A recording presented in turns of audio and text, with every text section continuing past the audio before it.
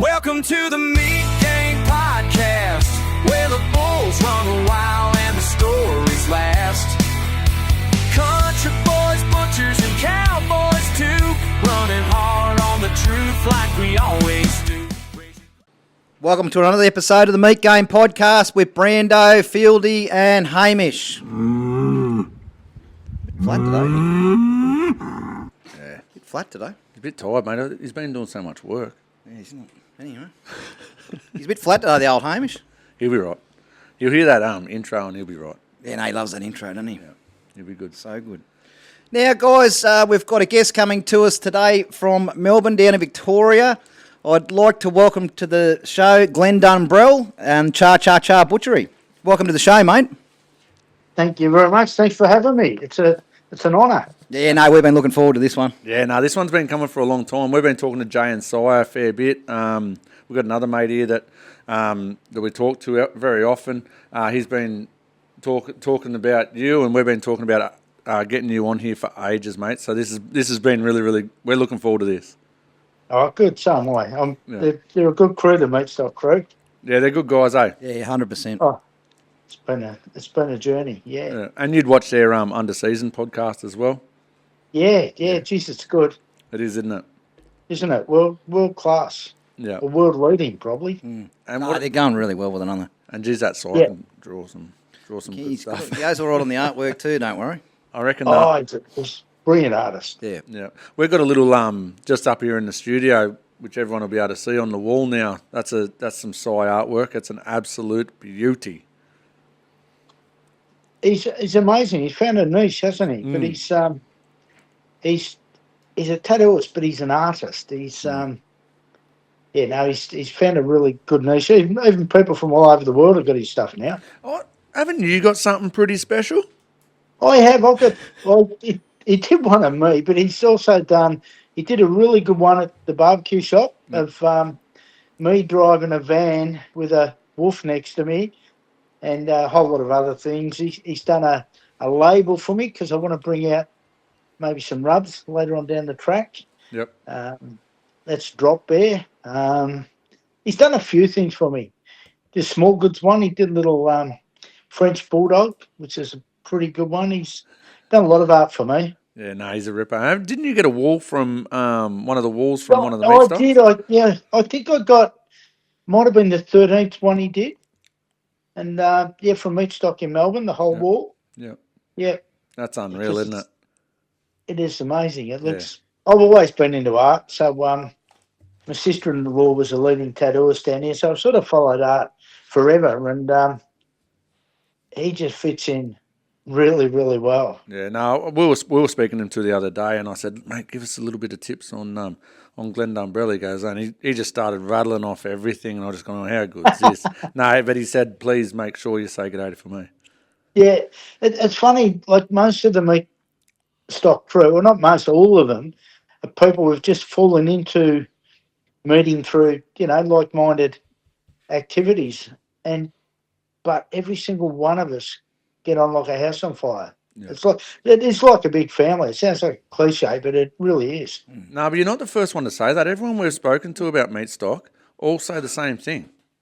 Yeah. It's a love for food. It's a love for people. It's and it's just one thing leads to another. Like the different personalities from America, Brazil, all over the place that have sort of come into the Meatstock sort of zone. It's just huge. It's massive. You went with a fella over to Brazil, didn't you? I went on the first trip that Jay done with. I went with Shannon. Did ya? Oh, yeah. We probably Shannon should Walker. introduce him, shouldn't we? Yeah, Mark, you picked up a hitchhiker on the way here, mate, did you? I found him at my house. He got home before I did. Guys, we've also got in the studio today Shannon Walker. Thanks for coming in, mate. Good to be here, Glenn. What happens in Brazil stays in Brazil. No, tell us everything. No, it was a great trip. Good having you on here, Glenn. The boys asked me to jump in and have a chat to you while we're here, and just get in a bit of depth about the person that you are and what you've done within the whole meat game industry. Yeah, for sure, and a bit of banter too, please. A little bit of Yeah. that too. Because I know, and even talking to Si's the one that actually gave me the idea. He just how tight you two are. Like, he's a very, very good mate. He's got a very good relationship, and I just thought, how good would it be if we could put you on the same conversation? We probably talk, every other week. But we just from day one. Shannon was, I don't know. They found me because I'd done a demo at the Yaks Festival, and then they were doing Meatstock, and I don't know. They found me sort of out of the blue. But the minute I met Shannon, he we connected straight away. I was actually born in Sydney. I don't know if that's got anything to do with Oh, it. really? But I come up to Melbourne when I was 10 months old, but Dad's from Sydney, Mum's from Melbourne, so I've been back and forward to Sydney a lot, so I'm sort of a hybrid. Half New South Wales, half Victorian. So what do you do? AFL or league? AFL.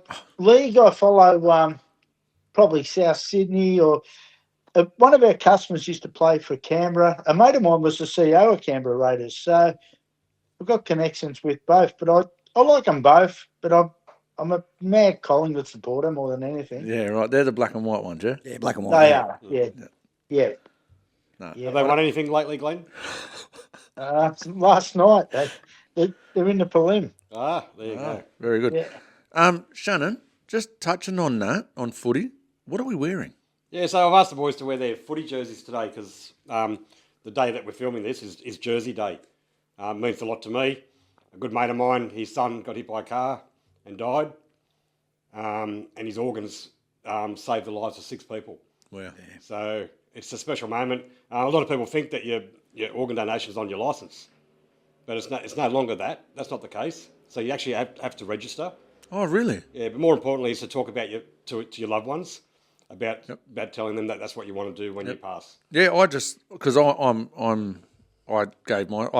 that I wanted to be an organ donor on mine. I just thought it was on your license, so that's not the case anymore. It's changed quite a while ago, so you have to actually register. Yeah, okay. So if you do get that chance to do that, it only takes a couple of minutes. Jump on, register, and you could save with your passing, you could save a lot of people's lives and help a lot of people in life. Yeah. No, that's unreal, mate. Yeah, so that's good. I'm glad I'm wearing mighty Roosters jersey. Yeah. So I reckon they ought to have a system where you've got to opt out if you don't. 100%, Glenn. Yeah, I think there's a bit of a my process. My partner Maria's got she had a liver transplant probably 15 years ago, and the young girl had a motorbike accident. If that didn't happen, she wouldn't be here. Yep. It's close to me too. No, I think it's massive, and it can help anyone. Yeah. Yeah, and They should have it say you've got to register if you don't want to donate. I think it's 100%. because a lot of people would think, oh yeah, I'll do that, but they won't ever get around to registering. Yep. That's the thing, The most important thing is talk to the people around you. Yeah. So they're aware of what you want, because they're the ones that will sign the form at the end of the day. and they're the ones that'll argue if they don't want it done, but you do want it done. You've got to tell them. Yep, 100%. Yep. No, it's awesome. So, Jersey Day for organ donation. So get around that, guys. I'll be certainly going out and doing it straight after this. I thought it was on your licence, but yeah. Me too, yeah. So there you go. Yep. All right, enough of the footy. Let's get to Glenn's story. I'm wearing the Parramatta jumper today, guys, because we smashed the Roosters last week. So. I think they'll win the Cup next year. Yeah. What do you got on there? I got the actual Jersey Day, yeah. Yep, that's a ripper. Look at that. So it's a good one there. Yep. The community gets around it big time.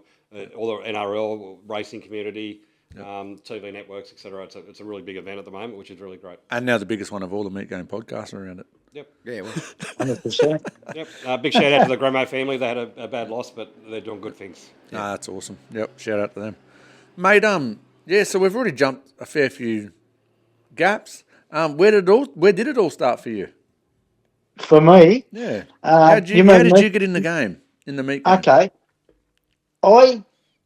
My best mate growing up 2 doors from me, his brother became a butcher. Then my best mate became a butcher. Then I became a butcher. Then their little brother became a butcher. So it was, back in my day, you pretty much, if you weren't great at school and you're getting in trouble a fair bit, you generally did an apprenticeship. We're talking the early 1940s, Glenn, yeah? Even earlier than that, 1933. But Well, I got the strap 150 times one year, so I was never going to stay at school. Wow. But so yeah, I become a butcher. We all become butchers, and we sort of all did a lot of sport. We all played footy and did a bit of boxing, and probably the physical aspect of butchering was attractive to us. You know, burning out beef and everything else. It was good fun. Yeah, I can understand that. That is one thing I do miss about the butchering. Every now and Yeah. then we get to break lambs and we get to lift, we get to carry the bodies and stuff like that. But Yeah. the actual knife work. the knife work, you actually do Yeah. miss it. Yeah, Well, at the end of the day, you really felt like you'd sort of had a workout, didn't you? yeah, Yeah. for sure, for sure. And where was the first place you started at? Where'd you do your time I, at?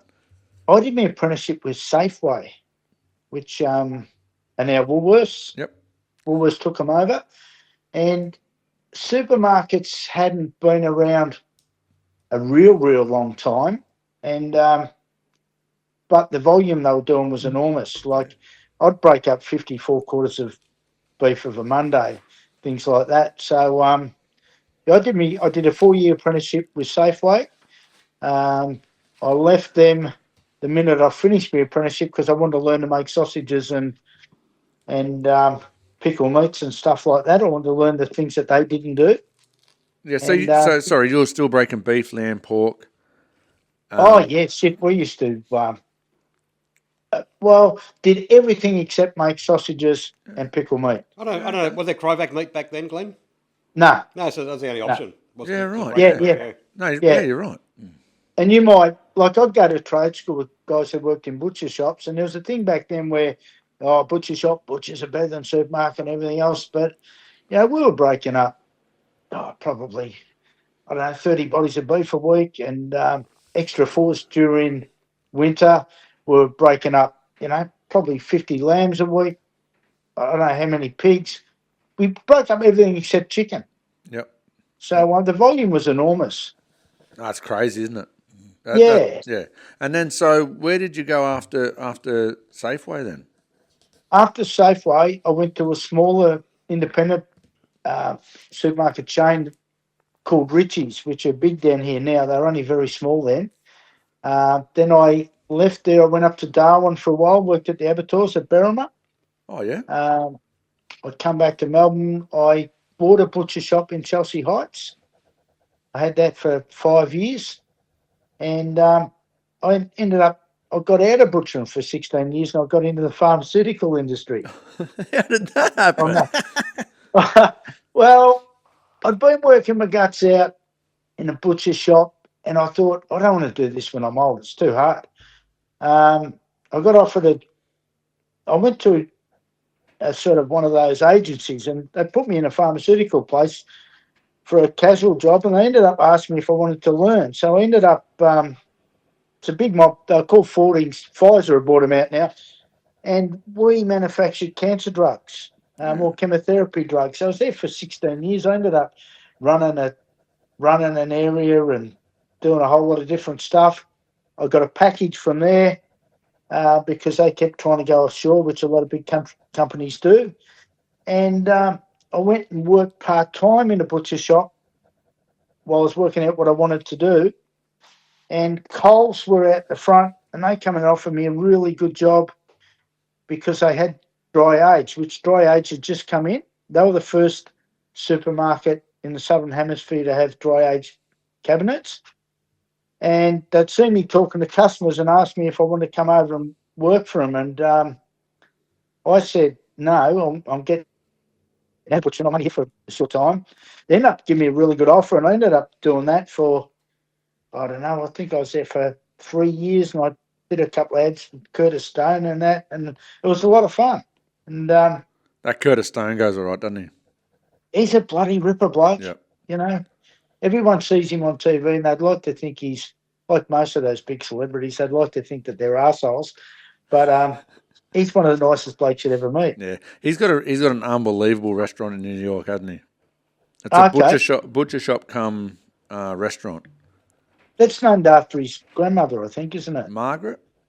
Yeah, yeah. You're thinking Neil Perry. Neil Perry. No, that's Neil Perry. Yeah, but no, you're right. I forget the name, but yeah, you're right. Yes.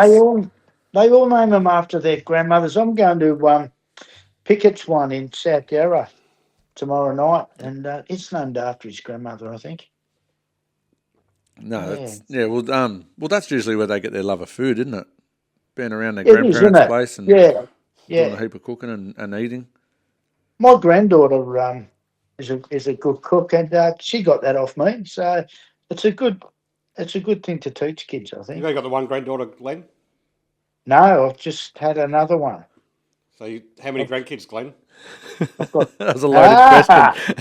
I've got nine. 9 grandkids. Wow. 9 grandkids, and my 38-year-old daughter had a baby a few weeks ago, which will be the last one, I think. Awesome. Congratulations on that. Mate, Yeah. you don't look old enough to have a 38-year-old daughter. I've got a 45-year-old daughter. I had 2 kids by the time I was 20. Yeah, you had him earlier, you can tell. Yeah, so I wasn't just butchering.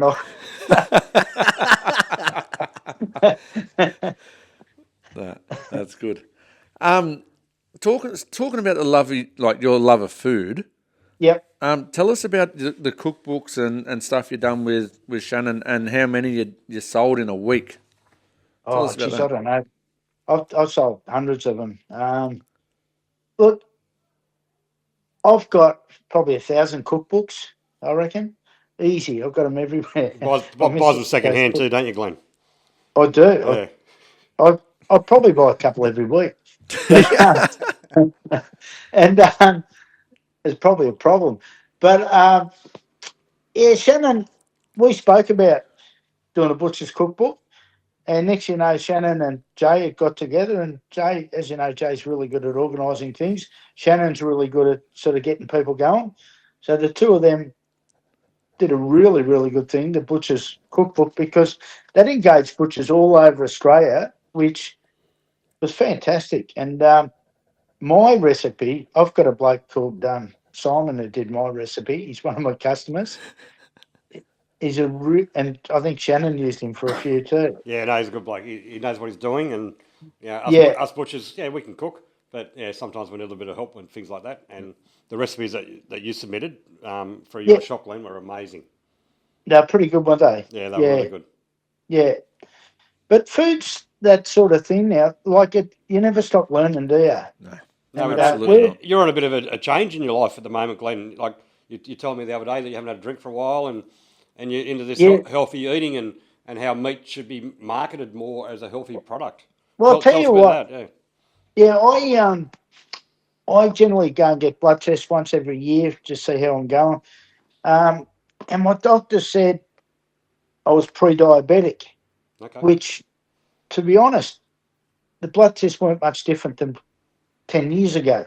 But maybe a different doctor looked at them, and I thought, how can I be pre-diabetic? Because I thought I ate pretty well. Only probably drank an average of probably a slab a week, I reckon.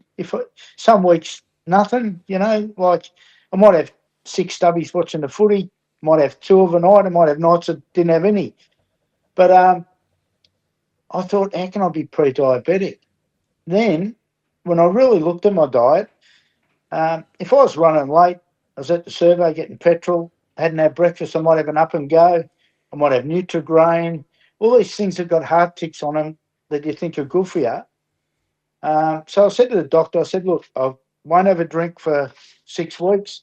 I'll eat clean for 6 weeks and we'll do some more tests and come back absolutely spot on. Wow. In And 6 weeks, that's amazing. in 6 Yeah. weeks, my bloods were back. My blood sugar was spot on. My cholesterol was a little bit high. And he said, I want to do one of those MRIs. I said, mate, I don't fucking care about cholesterol. Cholesterol's all right. And he said, no, I want to do some tests on cholesterol.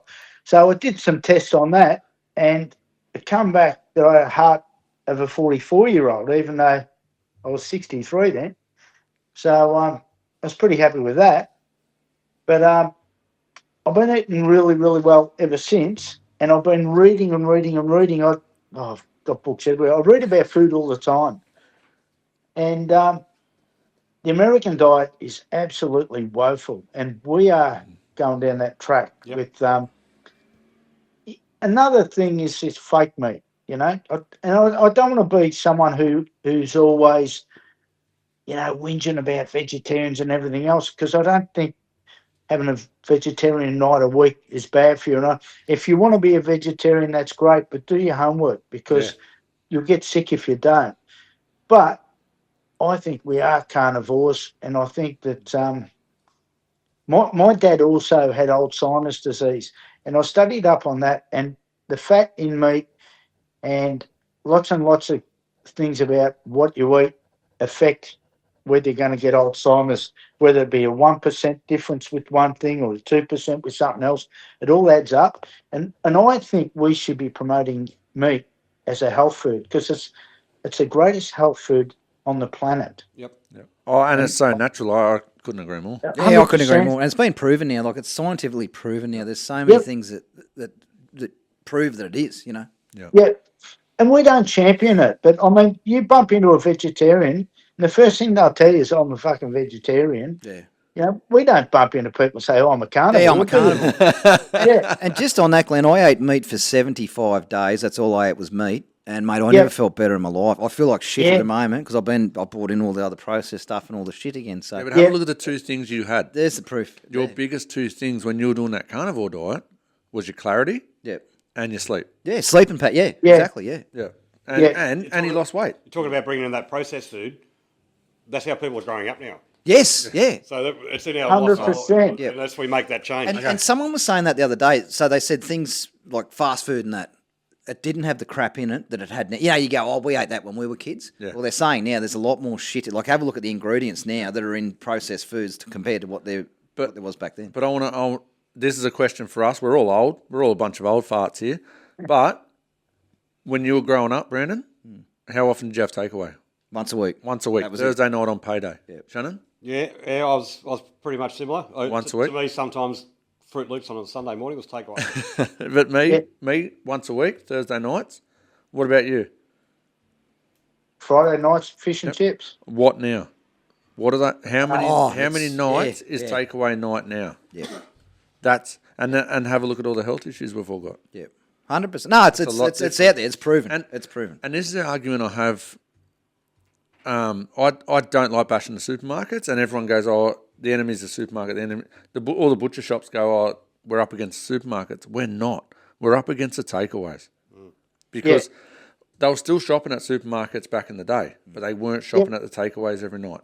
And there wasn't as many options with takeaway. Fresh. Yeah. You know how many chicken nuggets McDonald's sell per year? It'd be phenomenal. Okay, so why can't we get sausage nuggets? Yeah. We should. How would you make Really? it? Like you can get. That's a good idea.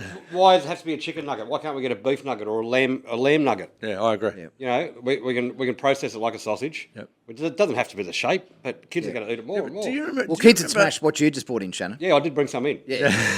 Hey, do you remember them drumstick, the sausage Yes, I do. molds, and you could make them as a chicken drumstick? Yeah. They were mad. They were unreal, yeah. And then you'd crumb them. So you'd have crumb drumsticks. The kids would smash them, yeah. Yeah, and they were sausage mints. If you want to get, I think if you want to get a kid to eat anything, you just crumb it. Or call it a nugget. Just crumb call it. it They'll a eat nugget, anything with crumbs on it. Look, they don't eat chicken, but if it's got crumbs on it, they eat it. Yeah. But that's who I reckon at the moment is retail shops' biggest competition is the takeaways. Yep. Because have a look. We used to have McDonald's, KFC, Red Rooster, yeah? Yeah. And we're what, Yep. 40? Let's say Fish and chips, that was it. we're an average of 50 years old between the four of us here, right? Now what do you got? Oh, and fish and chips, yeah, of course. Yeah, how good were fish and chips back in the day? But now you've got a Porto, you've got Guzman, and you've got a million of them. They're all there. Yep. I think, and why are they there? Because they're seeing how big the market share is. And who are losing it? The retail outlets. Exactly. Yeah, so I think And I'll tell you what, the big problem with all of them is sugar. And the health system is clogged up because of sugar. Yep. And sugar's, it's more addictive than heroin. Oh, I got to 160 kilos because of it. Yeah. Yep. And it's in that's everything. When I did this carnivore diet, it said you can't have this, you can't have that. Even sauces. And I thought, what? You can't have sauce? Everything has got sugar in it. Everything. And they used to say sauce. Yeah, barbecue sauce has got more sugar in it than chocolate topping. Oh, wow. It's like 50-50, I think. Yeah. They go well together, It's great. actually. So the MLA, etc., have promoted beef, especially as high in iron, etc., healthy eating meat. But how can we promote meat as a major dietary need, Glenn?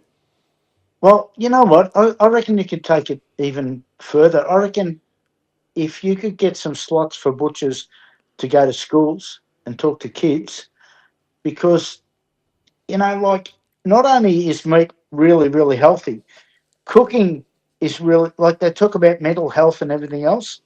Kids go into their own room, dinner's ready, take it up to your room or whatever.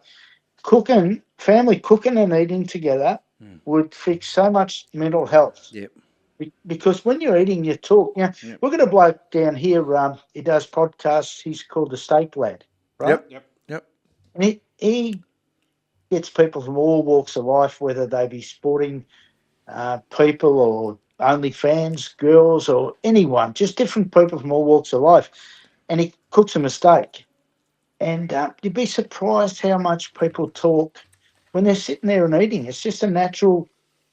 It just makes you open up and talk when you're eating together. Yeah, he's actually a real estate agent. I've done a bit with him. He I've, was. I've actually spoken to him a couple of times. Yeah. He's an absolute ripper.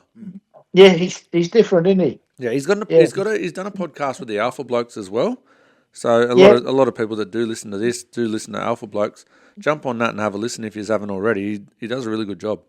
Yeah, he does. And just food's something that we should be championing so much, because I don't know, meat's so far ahead of the rest of the food triangle that why aren't we out there championing it? Why are we listening to all this other bullshit about fake stuff, and we're not fighting back? No, that's right. That's right. And you can do so much with it, and you can actually have a lot of fun with it.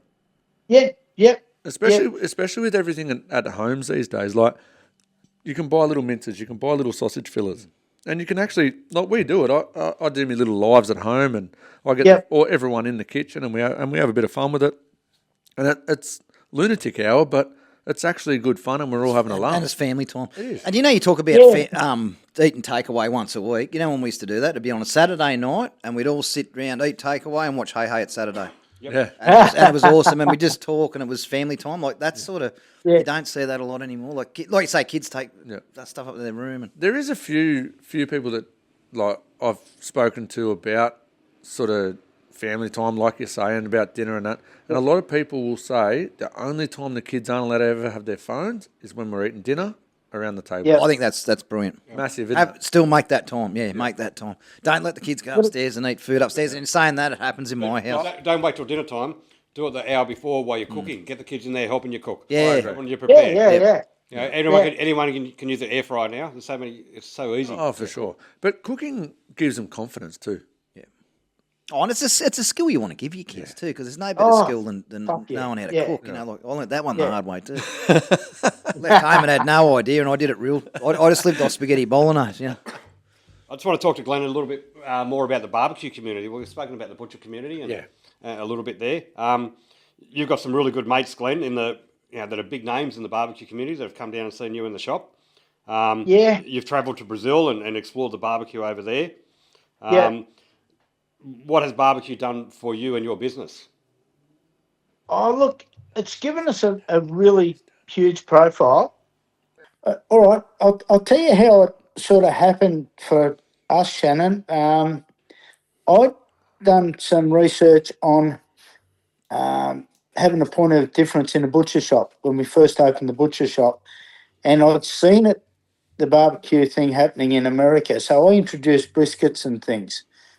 And a bloke called Ricky, can't remember his last name, he's from Port Macquarie too. He bought Chris Marks out. Chris Marks is of Three Little Pigs fame. Yep. Ricky Bradioak, his name was. Ricky bought Chris Marks to our butcher shop. Chris wanted a Boston butt, which I didn't know what one was, and I pushed out a pig, and we worked out how to get it and worked out what it was. Beautiful. Well, after Chris Marks, then Yaks Festival invited me to do something, And I went in sort of a barbecue contest then, and they gave me all this list of things against some other butchers that you weren't allowed to do, that you weren't allowed to, you had to start from scratch. Well, when I got there, all the other butchers didn't start from scratch. Bloody butchers. They pulled out smoked marrow bones and all this other shit that they'd pre-done. But I still beat Gary from Gary's Meats, who got trained by the bloke from Attica. So he got some good training. I got trained by my mate Toddy, who was a chef up at the local cafe, and I knocked Gary off. So that was good. So anyway, the following year, Yaks Festival was on. And asked me if I wanted to come again, and I said, no, fuck you, you're cheating, so I'm not fucking going. And they said, look, if you come, we'll give you a half-hour meet and greet with Myron Mixon. Yep. And I said, all right, then we'll do that. So I went, I did a half-hour meet and greet with Myron Mixon, and I did a sausage demo. I said, I'm not going in the comp, but if they wanted me to do a demo. So I did a demo. And I had the sausages left over, and I'd made mates with Myron's offsider who had nothing to do with it, and that was old mate from Sugarfire. That was Mike Johnson. Mike Johnson, yep. Yeah, we just got on really, really well, and I didn't know much about Mike's background, and turns out he's got 3 chains in the States, and That's a whole podcast, Mike's background. Yeah, I gave Mike my Texan sausages, and they sent me a video that night. Myron Mixon's eating me Texas sausages, and he said, these are the best fucking sausages I've ever had. So I thought that's all right. Then Jay brought Tuffy into our store. So I met Tuffy. Mo Cason come in. Then when we went to Brazil, I don't know if you remember, Shannon, Mike Johnson was with Wayne Mueller, who's a big name over in the States. And as we're walking in, I heard Mike say to Wayne, that's my mate Glenn he's a really famous butcher from Australia. So he introduced me to Wayne.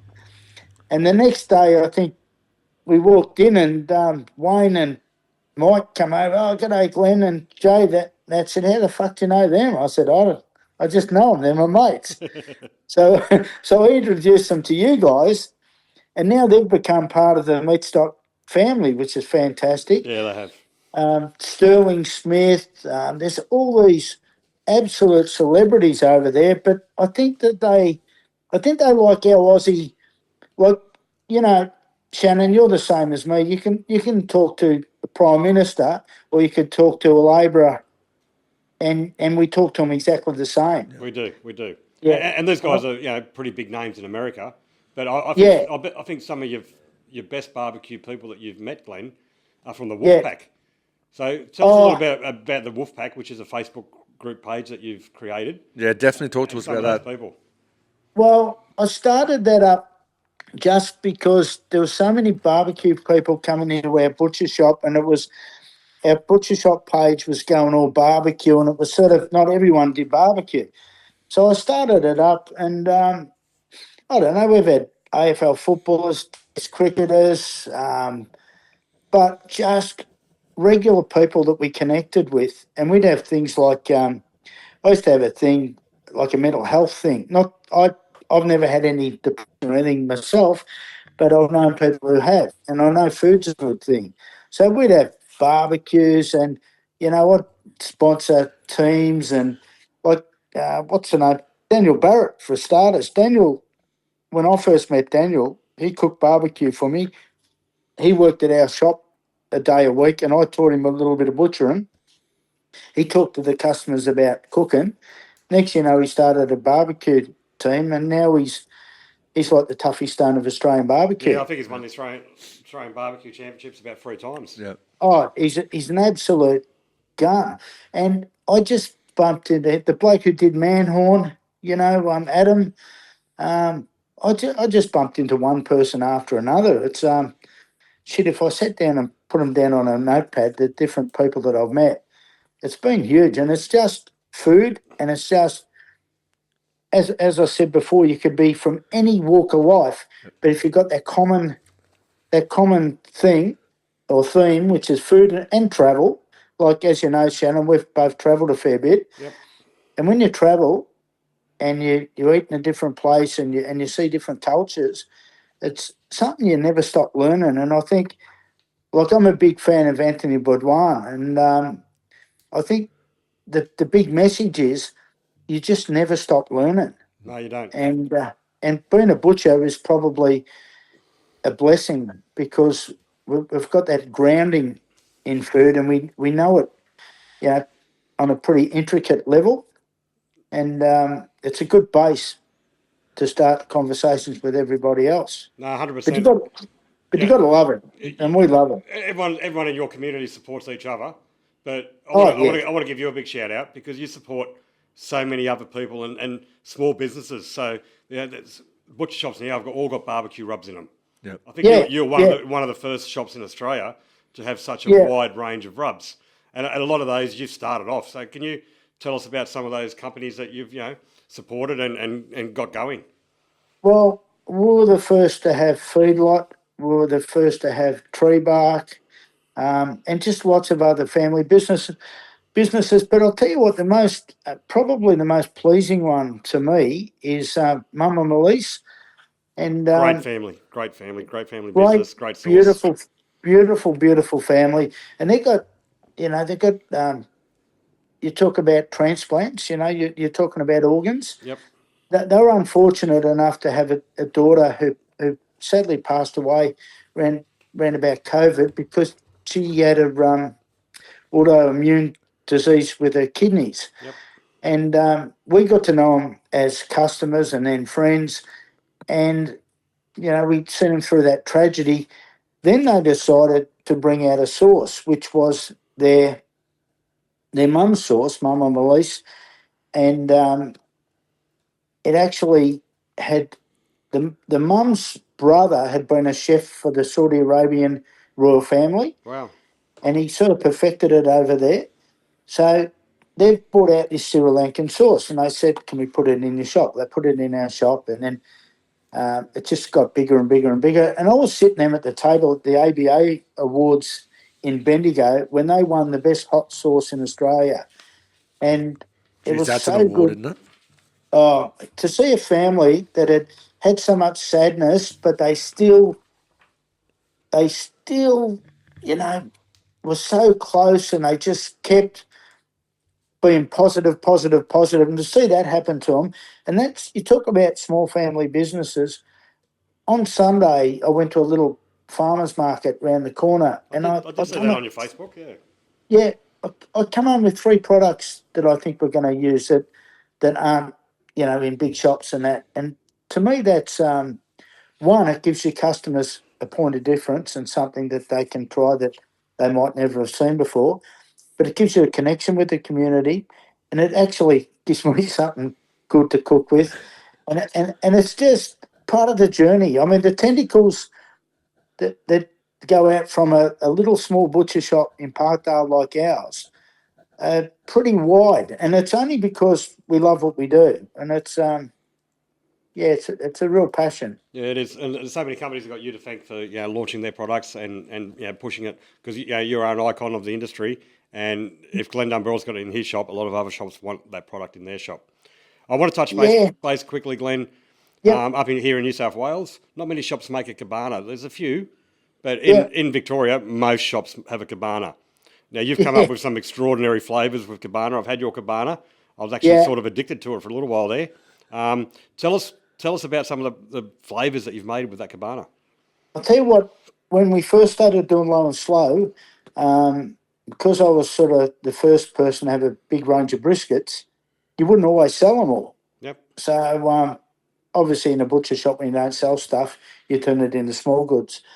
And I got a commercial smoker, and I was making bacon and ham, and I thought, I was making plain cabana, and I thought, I might make a cabana out of this brisket.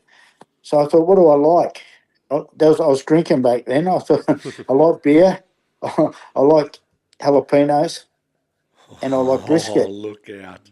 So I made the brisket beer and jalapeno cabana, which He's in a lot of places now.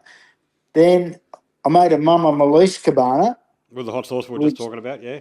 yeah, which actually won the AMIC Awards, but I didn't put it in because I don't go in any awards. But someone copied me and put it in, and I win that many awards at the AMIC Awards. It's not funny, but I never fucking put any in. But You've never entered. I made a cherry ripe cabana. I mean, That's what I wanted to hear about, that cherry ripe one. That was ripe. different, yeah.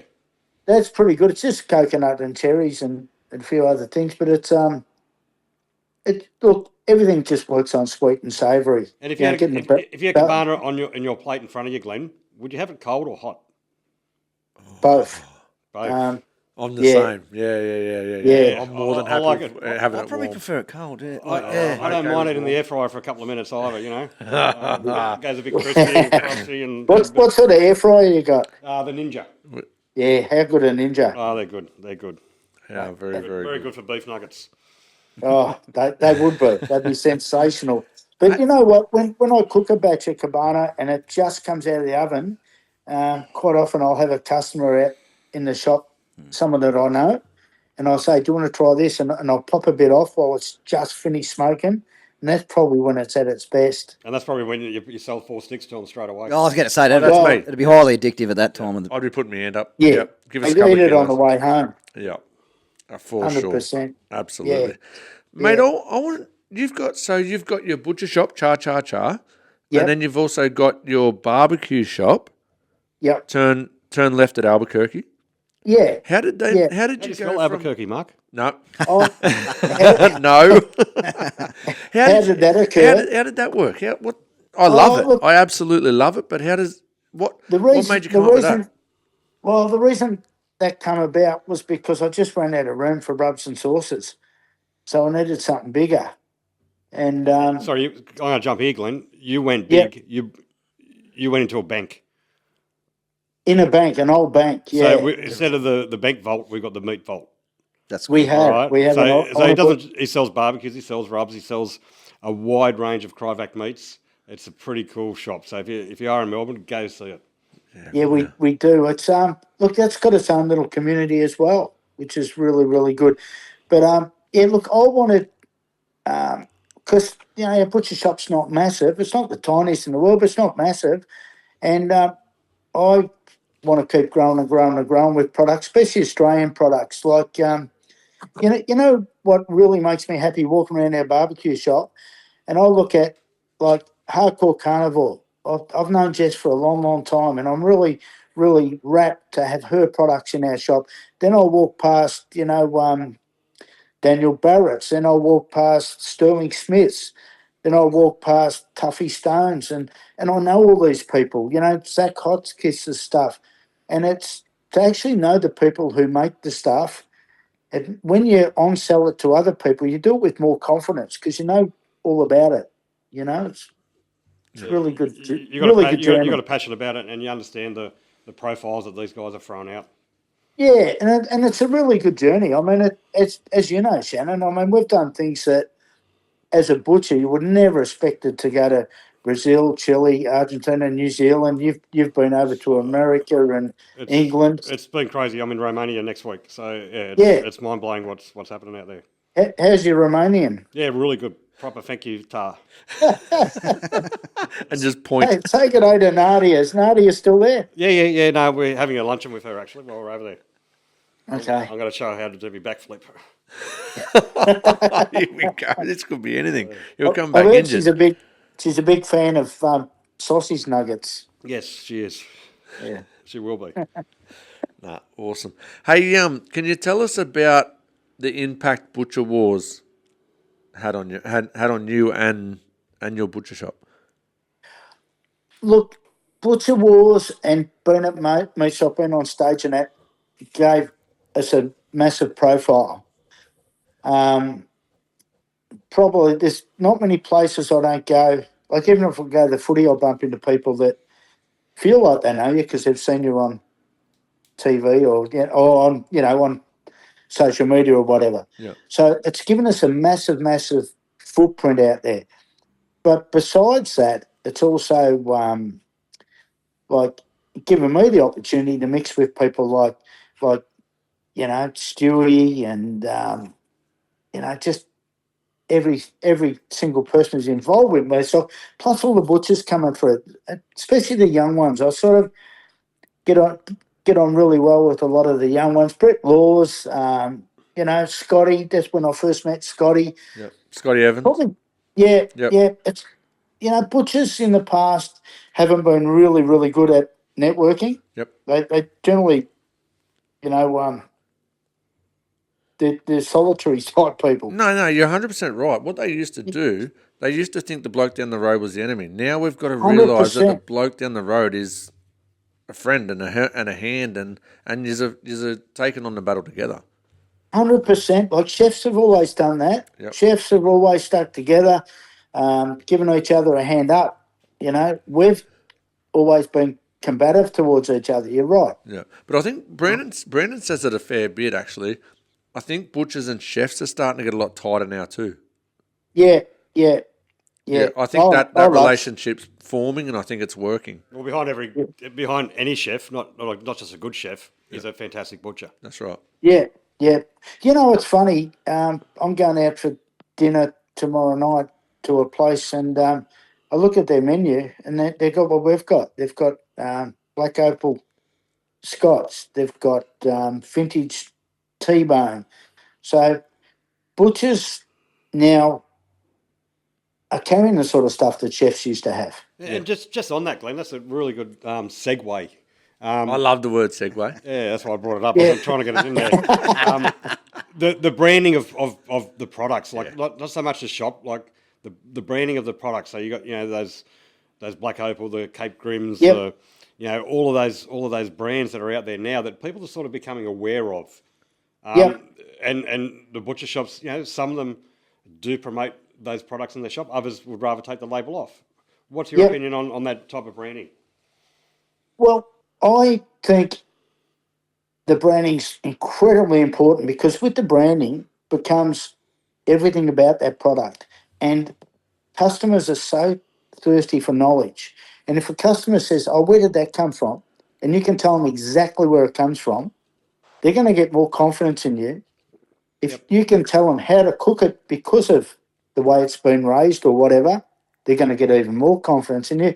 And that even goes to eggs. I mean, we've got 4 different types of eggs, but we've also got a thing on each one telling people exactly how many chickens, per hectare, what they're fed, everything else. Because and where they come from? Yeah, 100%. The arsehole. But talk about branding. People, I don't think butchers understand, or even wholesalers enough, because I struggle all the time to get stickers to put on steaks. Yes. But customers buy steaks and are loyal to brands just like they are loyal to fashion. Yeah, I had an argument with a processor actually, and their box was amazing. The artwork on it was sensational, but inside was just a plain Cryovac bag. Yep. And I said, the customer's not seeing that box, mate. There's no one seeing that box. You need to put that branding onto that Cryovac bag, or provide stickers for the butcher when he cuts it up and cuts it individually and Cryovacs and puts it in his window. 100%. That's what's needed. Yeah. And they got no idea how much difference that makes. Yep. And even rubs. You can have a shit rub in a grouse sticker. It'll sell better than a brilliant rub with a shit sticker. That's right. Have you got the new Hamish rub at all yet, Glenn? No, but I'd like it. All right, I'll get the boys on with that. It's on its way. We'll get Stu to do a bit of extra work besides the editing. Yeah, no, give him something else to carry on. And I may have already touched base with Brad already, so you'll see him before this comes out. No worries. Yeah, he's on his way to come and see you. Brad from the Taste Merchant, he's on his way down Oh, no, he got in touch with us. He wants to do a collab with us. there. There you go. See? Yeah. I actually met him, I think, a few meat stocks ago. Yeah. When we were selling the Four Horsemen. Yeah. No, he gets gets into his meat stock work, so he goes right. Yeah. Yeah, mate. I wanted to touch base. Like you've talked about the wolf pack. How massive for business and personal is the social media side of it? Oh, look, I don't spend anywhere near as much time as I should on it. It could be massive. I think it's funny. I actually changed our profile photo on the the Wolfpack the other day, and I got 4,000 likes. Yeah. No, I was watching that. That's a lot. Yeah. and I think How much that cost you, Glenn? it cost me $4,000. How much did it cost you? No, nothing. Nothing. It's funny. I haven't bought one member, and you do see some people buying them because you see them go up 2,000 in 1 minute. But I think everything should be organic. Otherwise, it doesn't work. But social media for butcher shops, it's free, and it could absolutely make you. You know, I'll tell you an example. Aubrey. Barella Butchery. Yep, Barella, Jared, yeah. Jared and the crew down there, great people. He is amazing with social media, what he's been able to do. Some of his videos are getting over 20 million views. Yeah, That's off its head. He's actually earning money from his videos. It is crazy. that's amazing, isn't it? Yeah.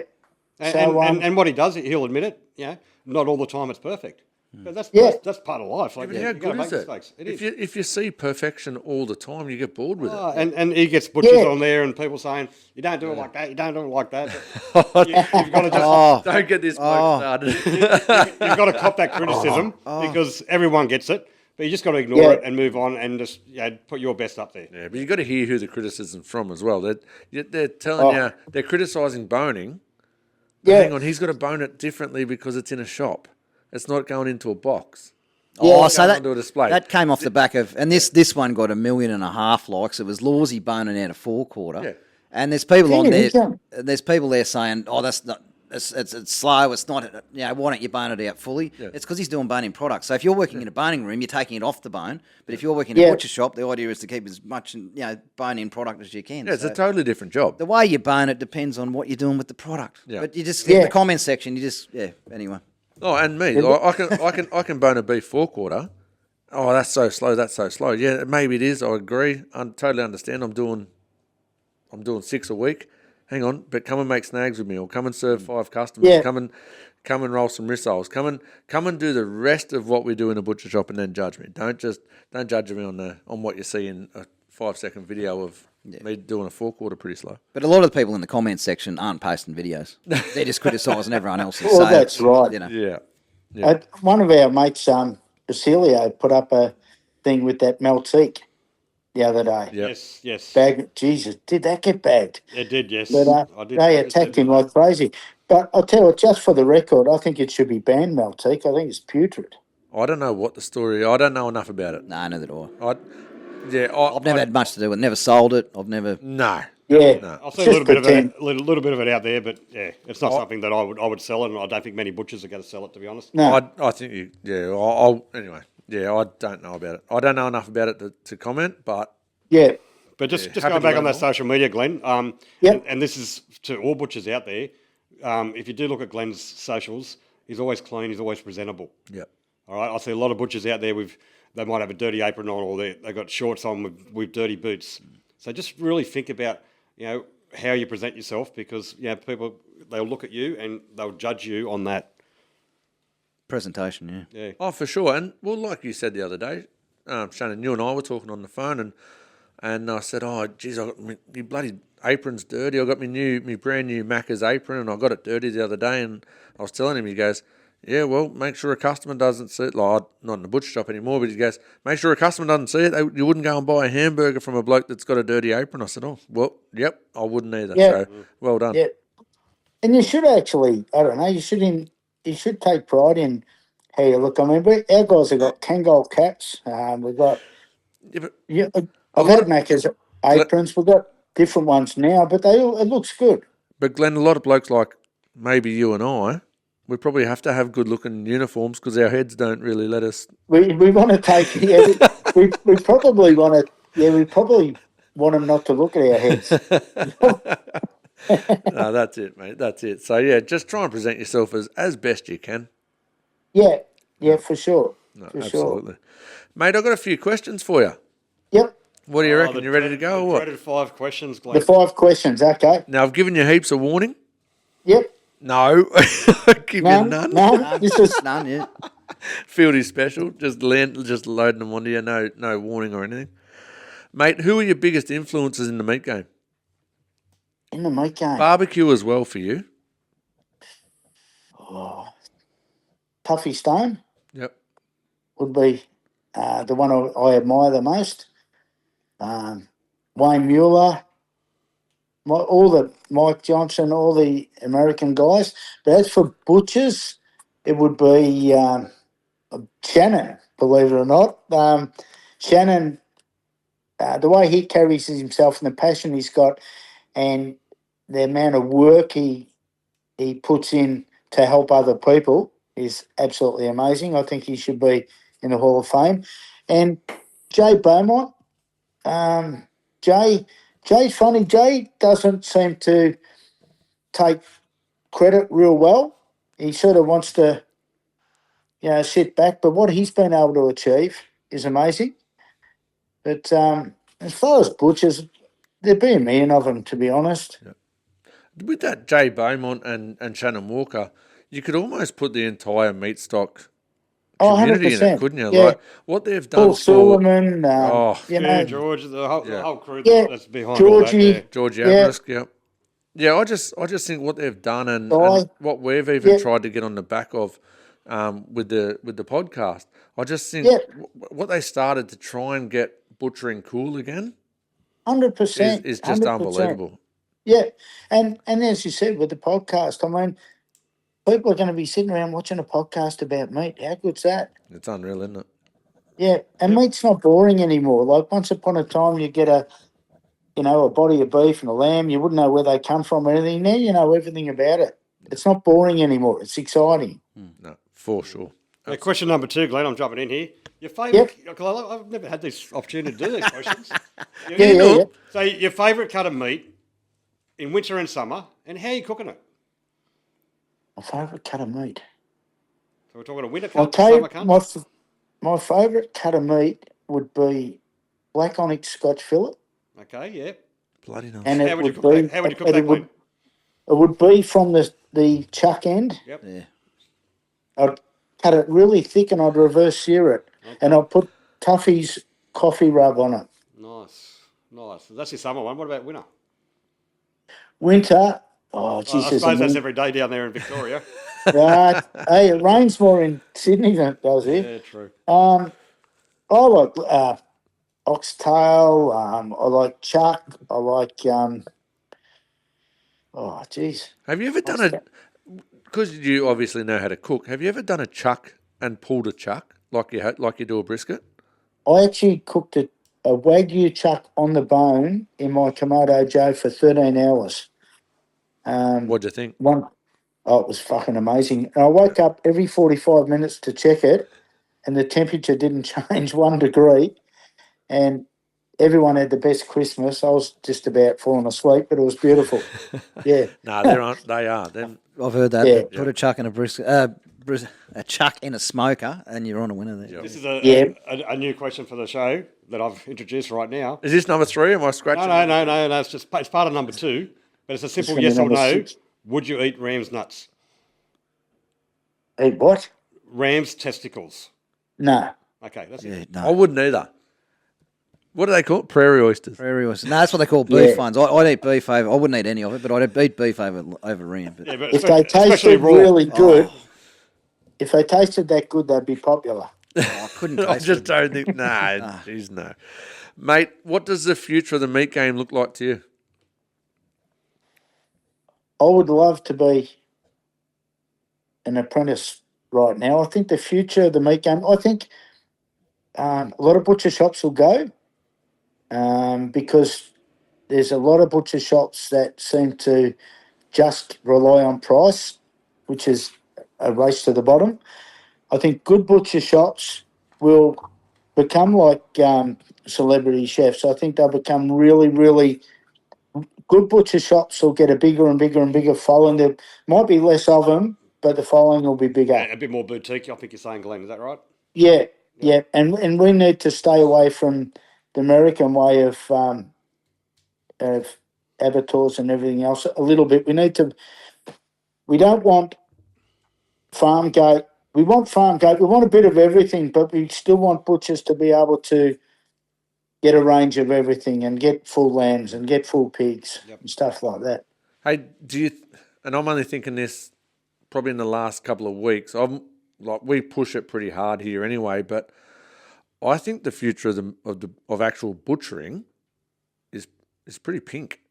I think there's a fair few females coming into as apprentices. I think that's really evening up now. I think it's obviously a male-orientated sport, but Yeah. I do think there's a lot more females coming into it, and I think they're doing an unbelievable job. Oh, the WA, the Victorian, and the South Australian AMIC apprenticeship, all won by females so far this year. Yeah. So Yeah, I think the future is looking a fair bit more pink than what it used to. How's that sound? Oh, look, I think also our industry would be way better with way more women in it, because when it was just men, we used to carry on like dickheads a lot. And Oh, me and Brandon What's it still like- do. I thought we were You okay. know what I We were mean? allowed Back- to. yeah, but most of our customers, or a lot of our customers, are women. I think women are just as good at butchers as men, or even better, and good cooks and everything else. And I think our industry can only be better by having more of them in it. And we've had plenty of women with Meatstock, haven't we? we have, like, I got in Romania, and next week there's 18 butchers competing. There's five Yeah. females. Yeah. Elena, who's really well known. Lisa Land, who's been on the show. Yeah. Yeah. Young girl from Germany and Italy. So Yeah. it's really good and very encouraging, and I think they'll do really well. Yeah, They're just, anyway, everyone knows how we feel about females in all apprentices, but I think there's a lot more female ones coming through. And that's good. I think a lot more female apprentices are being welcomed in too. Yeah. Yeah, I think it's unreal. Anyway, Glenn, you got two shops. You got a butcher shop, you got a barbecue shop. Yep. All right, so you're making a shitload of money. So where's your next trip, and why? My next trip could very well be to Texas to work with Bill Dumas. The sausage sensei. The Yes. sausage sensei has given Another me a friend of the slot. podcast. Yeah. So that could well be my next trip. Yeah. No, we were speaking about that the other day, weren't we? How good would that school be just to go and have a visit and have a look and have a walk around and do a bit with him? Absolutely. And it's funny, when I was talking earlier on about Wayne Mueller, he's not far from there. He's in Louis Mueller's.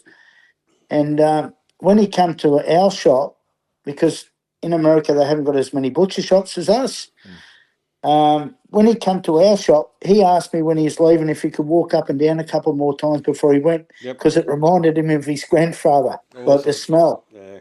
So how cool's that? That's unreal. Yeah, and that's Jay Beaumont's had a lot to do with the ties that we've got with the Americans. It's really great. Any brisket sold in Australia, or pork ribs, or Boston butts, or barbecue rubs in your shop, Jay Beaumont's to thank for all of that. Could not agree Yeah, more. Yeah, and he started it, and he's still promoting it, but there's a lot of people under him who's helped it, like, and you're one of those, Glenn. So yeah, that's so are you. Yeah, No, it's I unreal. mean, you've done more for butchers than anyone. No. Mate, what is the best part of the meat game? The best part of the meat game for me is the people I talk to every day. As I said, we've got Test cricketers, we've got AFL footballers, we've got musical, superstars, and I get to know people on a level before I even know what they do for a job. Yep. So I've got to know a lot of really well-known people before I even knew who they were. So just talking to people every day, it's a privilege. I get mums come in and they discuss what they want to give their child for their first meal. First fried meat. what would you suggest in that, Glenn? So a child's first mouthful of meat. What would you say? Cutlet. A cutlet, yeah. So what I suggest is a piece of eye fillet, cooked, frozen, and then grated, and mix that in with their veggies, the mashed potatoes. Yep. It's tender, yeah. So that's the first introduction. But I've got a photo of my daughter at a very young age just ripping into a lamb cutlet. It's one of my favourite photos of her. No, so tell us Kids about... love cutlets. Oh, yeah, because they look at it as a lollipop. Yep. Yeah, they can hold on to it. They like lollipops, like cutlets. Or they even like nuggets, believe it or not. Yeah. They do love nuggets. Hey, so So tell us about that. So you do it like a shabu kind of thing. No. So you just cook a bit of piece of eye fillet, so Yep. it's 180 grams or whatever size. Then you freeze it. To what? Medium to well? How? Yeah. You wouldn't want it rare because when you defrost it. I'd probably do it to medium. Yep. And then you grate it just with a grater once it's frozen. Yep. And it just blends through with their mashed veggies, pumpkins and whatnot they have. Beautiful. It's a great way to introduce meat to the diet. Yeah. Oh, and imagine the protein and the iron and everything. Oh, it's just so good for them. Yeah. The amount of new mums that I've told that to Yeah. is. Well, we've actually got a fair few new parents that listen to this a fair bit. Give it a go, guys. Yeah, Chris Tuckwood. Yeah, exactly. Joshua Mousset, The Frenchman. the Frenchman. Yeah. Yeah. So it does work. I'll tell you what, it's encouraging the amount of young mums coming into our shop in the last 12 months with young kids. So I think the next generation of mums are starting to shop at butcher shops more. Yeah, it's education, and that's a lot of because of COVID. They it they is. trust it. They know that the butcher's going to be there, and they know the butcher's that has got their best interest at heart. And podcasts have had a lot to do with it too. Yeah, they have. I've got one more question, Glenn, that's not on here. Yep. He's taken the 5 questions to 6. I know you. Yeah. I know you're very passionate, and you've got a little bit to say about this. But cooking shows, what's your favourite? And are they good? This loaded. My favourite cooking show is probably Anthony Bourdain's one. Not My Kitchen Rules. No. I watched that last night. Fuck me, Dad. How bad are they? Did you see that bloke who rings he's the meat man? Yeah. Fucking couldn't cook to save himself. Anthony Bourdain and probably, could somebody feed Phil? Okay, yep. Have you seen that? I've seen a few of those episodes. They're quite good. What's it called? Can someone feed Phil? Yeah, so he walks Please around feed Phil. and gets free meals everywhere. Yeah, right. He's the bloke who he produced the comedy Raymond. He's a Jewish bloke. He goes around the world eating at different places. And he went to bloody, I think he went to Argentina. And he found some better places than we did. Well, we went to the #1 steakhouse in the world while we were over there. That won it again too. It did, didn't it? Yeah. Did Julian. And I got a knife from there, remember? You stole a knife from there, yes. No, the waiter sold it to me for $50. Yeah. You talked him into it. But you better edit this bit. No, leave it in. That's staying in. Mate, this is the unedited version. No, that's awesome, mate. Well, mate, thank you very much for your time. Sorry to keep you late. That's our fault. No, it's been fun. Thank you. More Shannon's fault, really. You got to my house late. He was there before me. I'll catch up with you at Meatstock. Yeah, can't wait, Glenn. Looking forward to having you do it all for, Glenn. No worries. No, thank you very much, mate. Thanks for your time. And, no worries. Good on you, boys. Hey, Glenn. Appreciate it. Glenn, yeah. Bye for now. See you, Shannon. Love you. Righto, guys, I'm just going to conclude by thanking our major sponsor, Icon Pack and Tramontina and the Taste Merchant. Get onto those Hamish rubs, guys. Right, guys, we're going to wrap it up there. We'll touch base again on Thursday for our Thursday yarn. Bye for now. Yeah. Bye for now. Thanks, guys.